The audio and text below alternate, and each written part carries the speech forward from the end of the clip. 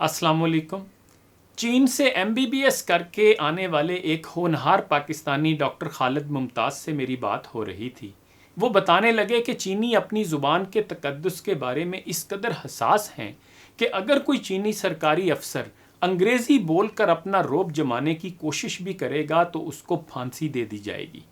کیا پرائیویٹ اور کیا سرکاری افسر مجال ہے کوئی اپنی زبان کی تحقیر کی کوشش بھی کرے اور انگریزی یا کسی دوسری غیر ملکی زبان کا رعب جمانے کی کوشش کرے؟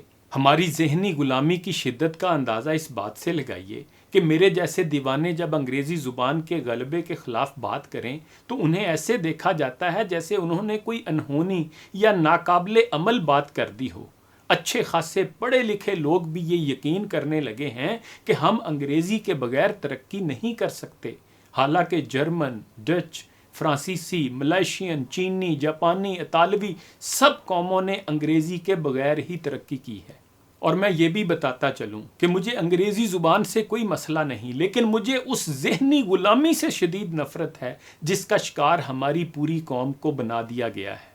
پاکستان پر انگریزی زبان کو جبری مسلط کر کے مغربی تہذیب کو رواج دیا گیا، جس کے نتیجے میں ہماری روزمرہ گفتگو اور تحریر و تقریر میں سینکڑوں انگریزی الفاظ در آئے ہیں اور اردو کے سینکڑوں الفاظ ہمارے حافظے سے بھی محو ہو چکے ہیں۔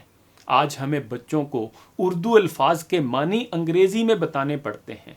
گنتی لکھنا اور بولنا 100% ختم ہو چکا ہے۔ فرنگی طور طریقوں کا چلن بڑھتا جا رہا ہے۔ دینی لٹریچر جو 100% اردو میں ہے، اس سے نئی نسل استفادہ کرنے کے قابل نہیں رہی۔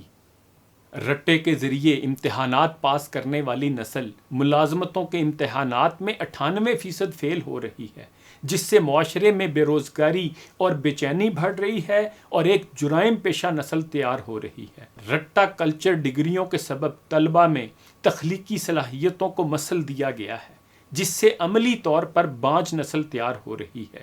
جو نوجوان کسی درجے میں بہتر انگریزی سیکھ لیتے ہیں وہ یورپ کی منڈیوں میں اپنا ہنر بیچ رہے ہیں اور سارے نااہل لوگ مقامی اداروں میں کھپائے جا رہے ہیں، جس سے پورا نظام مملکت مفلوج اور کرپٹ ہو چکا ہے۔ انگریزی زبان اور مغربی تہذیبی یلغار کے باعث ہماری دینی اور مقامی تہذیبی اقدار دم توڑ رہی ہیں۔ یوں پاکستانی معاشرہ اپنی دینی اور تہذیبی پہچان کو فرسودہ قرار دے کر فرار پا رہا ہے۔ آج کا بچہ اردو لکھ نہیں سکتا تو کل کا بچہ اردو پڑھ نہیں سکے گا۔ ابا جان اور امی جان سے مما ڈیڈی کے سفر نے سارا ادب و احترام ختم کر دیا ہے۔ ہماری خواتین احتراماً شوہروں کا نام لینا پسند نہیں کرتی تھیں۔ آج شوہر کا تقدس کسی تفصیل کا محتاج نہیں رہا۔ حلال و حرام کے پیمانے تک بدل گئے ہیں اور حیا اپنی آخری سانسیں لے رہی ہے۔ اٹھو کہ پھر نہ ہوگا حشر کبھی۔ تحریک نفاذ اردو کے صدر عطاء الرحمن چوہان صاحب نے یہ زمینی حقائق بیان کیے ہیں جو ہماری نیندیں اڑانے کے لیے کافی ہیں۔ آپ بھی ان حقائق سے آگاہ ہیں۔ یہ صرف لسانی نہیں، تہذیبی اور مذہبی چیلنج ہے۔ یہ سب ہماری خاموشی اور قومی معاملات سے لا تعلقی کے سبب ہو رہا ہے۔ نہ ہمارا دستور اس کی اجازت دے رہا ہے اور نہ سماج۔ صرف اشرافیہ کے چند سرخیلوں کی غنڈہ گردی نے پوری قوم کو یرغمال بنا رکھا ہے۔ عطاء الرحمن چوہان صاحب کی اپیل ہے کہ اس غنڈہ گردی کا مقابلہ کرنے کے لیے تحریک نفاذ اردو پاکستان کا حصہ بن کر اپنے دینی، تہذیبی ورثے اور نسلوں کو بچانے کے لیے میدان عمل میں آئیے۔ یہی وقت ہے۔ ہم نہ اٹھے تو آنے والی نسلوں پر مغربی تہذیب کا غلبہ ہو جائے گا۔ یہ کام آج اور اسی وقت کرنے کا ہے۔ غیرت کی زندگی بسر کرنے کا یہی واحد راستہ ہے۔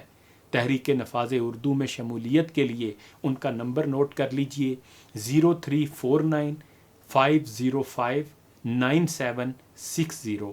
آخر پر معروف رائے بریلوی کے اس شعر کے ساتھ اجازت لیتا ہوں۔ یقین مانو کہ اردو جو بول سکتا ہے وہ پتھروں کا جگر بھی ٹٹول سکتا ہے۔